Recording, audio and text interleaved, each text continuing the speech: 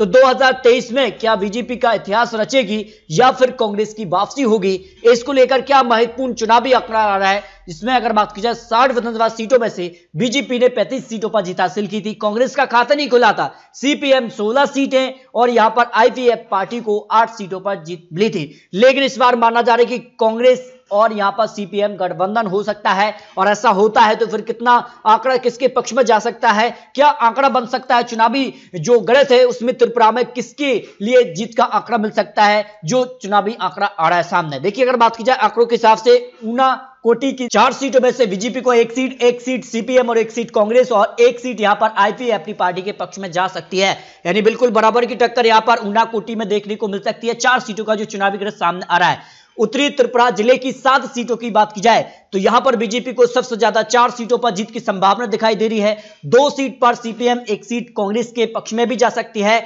और यहां पर बात की जाए तो आईपीएफटी पार्टी के पक्ष में 0 सीट या फिर, जबकि गोमती जिले की 7 सीटों की बात की जाए तो यहां पर 3 सीटों पर बीजेपी का कमल खिल सकता है। 2 सीटों पर सीपीएम, एक सीट कांग्रेस और एक सीट यहां पर आईपीएफटी पार्टी के पक्ष में जाने की संभावना ओपिनियन पोल के हिसाब से दिखाई दे रही है। यानी सबसे बड़ी पार्टी यहां पर बीजेपी बन सकती है, जो अनुमान दिखाई दे रहा है। अगर बात की जाए तो धलाई जिले की 6 सीटों में से बीजेपी को यहां पर 3 सीटें, 2 सीटों पर यहां पर सीपीएम, एक सीट कांग्रेस और 0 सीट पर आईपीएफटी पार्टी के पक्ष में जा सकती है। यानी भारत जोड़ो यात्रा का कांग्रेस को फायदा मिल सकता है।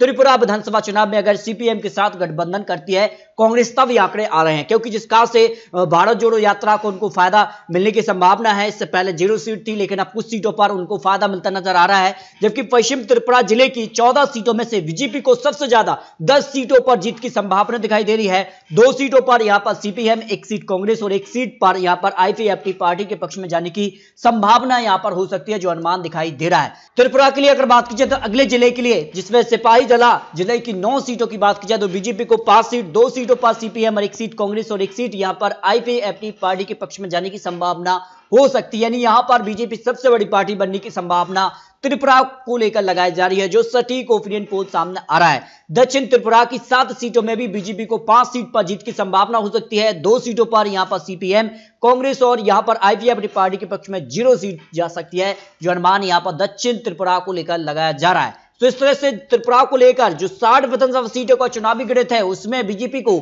सबसे ज्यादा 35 सीटों पर जीत की संभावना दिखाई दे रही है। यानी 2018 की तरह बीजेपी को आंकड़ा मिल सकता है, जबकि सीपीएम को 12 सीटें, कांग्रेस को 0 से 6 सीट और यहां पर आईपीएफ पार्टी के पक्ष में भी 7 सीटों पर जीत की संभावना दिखाई दे रही है। लेकिन आपको बता दें कि त्रिपुरा में अगर यहां पर आईपीएफटी और यहां पर कांग्रेस और सीपीएम का गठबंधन हो जाता है तो फिर यहां पर कुछ बड़ा हो सकता है, बड़ा उलटफेर होने की संभावना दिखाई दे सकती है, जो अनुमान दिखाई दे रहा है। लेकिन 2023 विधानसभा चुनाव के लिए त्रिपुरा में बीजेपी की जो सरकार है उसके कामकाज से भी यहां पर सब कुछ ठीक नजर आ रहा है। उस हिसाब से त्रिपुरा में एक बार फिर से बीजेपी का कमल खिल सकता है, जो अनुमान ओपिनियन पोल के हिसाब से लगाया जा रहा है। लेकिन आपको क्या लगता है, त्रिपुरा को लेकर ये चुनावी आंकड़े, चुनावी अनुमान है, अब किस प्रकार के गठबंधन और किस प्रकार के यहां पर चुनावी वादे और किस प्रकार के टिकट बंटवारे होते हैं, उसके बाद यहां पर बड़ा उलटफेर हो सकता है।